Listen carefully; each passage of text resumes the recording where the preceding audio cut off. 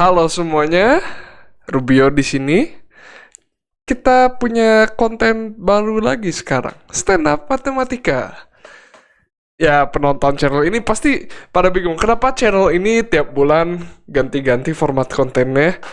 Jadi untuk sedikit konteks, di himpunanku sekarang lagi ada syukuran wisuda dan aku diminta panitia untuk perform stand up pakai video. Jadi ya kalau gak lucu jangan salahin aku, salahin panitianya ya. Anyway, congrats buat yang wisuda, enak ya. Kapan ya aku bisa wisuda? Kenapa ya teh aku nggak beres-beres? Setelah menyimak intro, jawablah pertanyaan berikut. Kenapa Rubio sangat menderita dan stres? A. Karena Rubio kelamaan jomblo sampai berdelusi pacaran sama virtual YouTuber. B. Karena Rubio TA-nya tidak berprogres karena kebanyakan main game. C. Karena subscriber Rubio tidak bertambah. D. Karena Rubio mahasiswa matematika. E. Semua benar. Jawabannya E. Hore. Hehehe, saya mau protes tentang D. Emangnya cuma mahasiswa matematika yang menderita? Oke. Perlu diakui kalau memang semua jurusan itu ada kesulitannya masing-masing, ada penderitaannya masing-masing. Kuliah itu susah. Saya di sini bukan mau adu nasib. Saya di sini cuma mau cerita tentang satu pengalaman sebagai mahasiswa matematika, penderitaan yang menurut saya unik bagi mahasiswa matematika, yaitu komentar orang lain. Ada dua jenis komentar.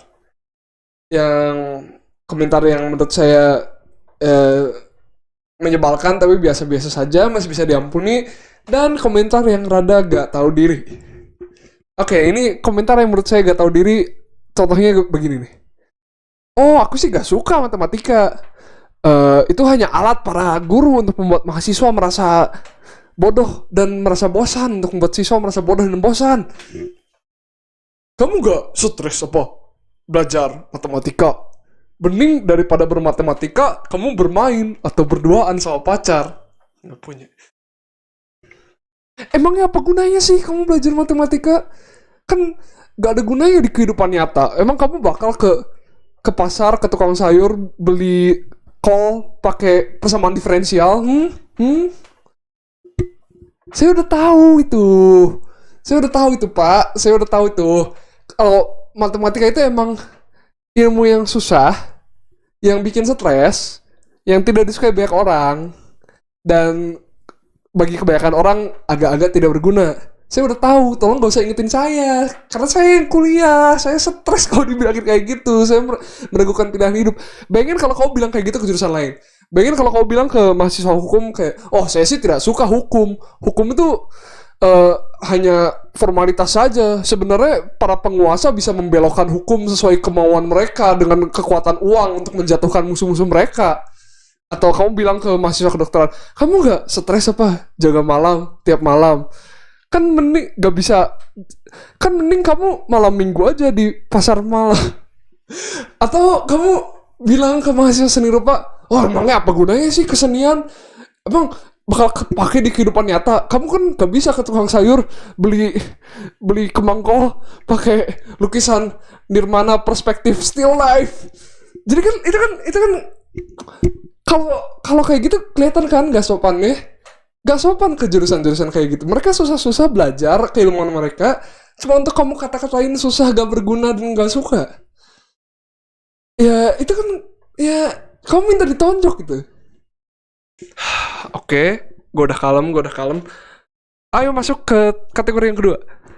Kategori pertanyaan yang ya sopan sih, tapi sayangnya agak menyebalkan karena agak tidak akurat.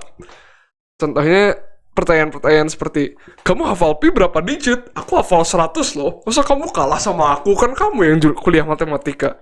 Atau yang lain komentar yang kayak gini, kau pasti hafal turunan sama integral banyak ya, rumusnya satu buku gitu ya, tebal gitu ya.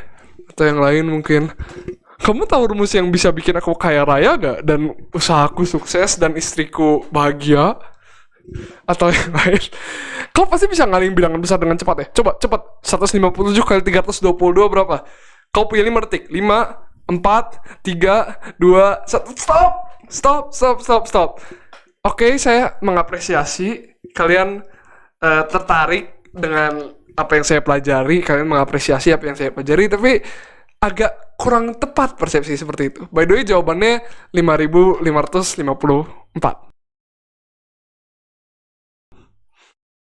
Ya cuma karena gue bisa ngitung ya, tapi cuma karena gue bisa ngitung ya, bukan berarti itu kerjaanku gitu loh.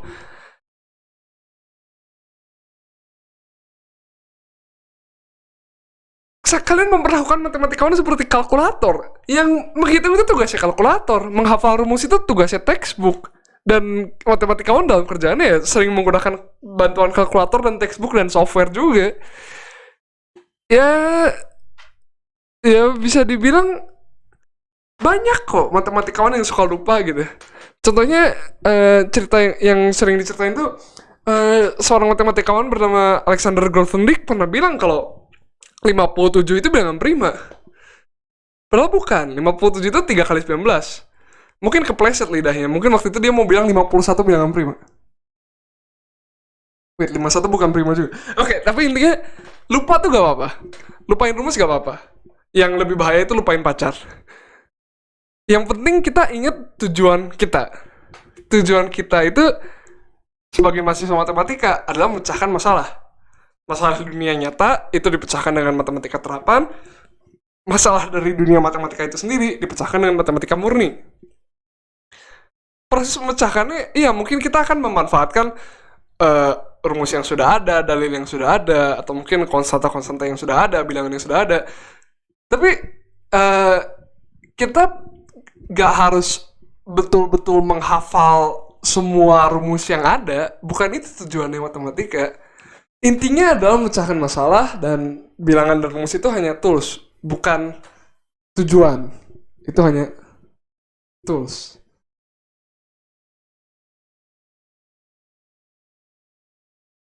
Kayak pertanyaan-pertanyaan kayak gini tuh menunjukkan bahwa literasi matematika Indonesia, awareness tentang apa itu matematika, kenapa matematika itu penting, itu sangat rendah di Indonesia.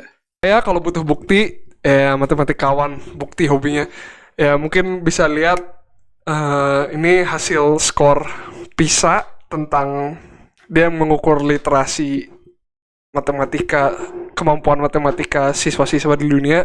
Ya lumayan jelek. Kenapa jelek? Karena gue gak ikutan. Kalau gue ikutan minimal bisa lah rankingnya naik 1.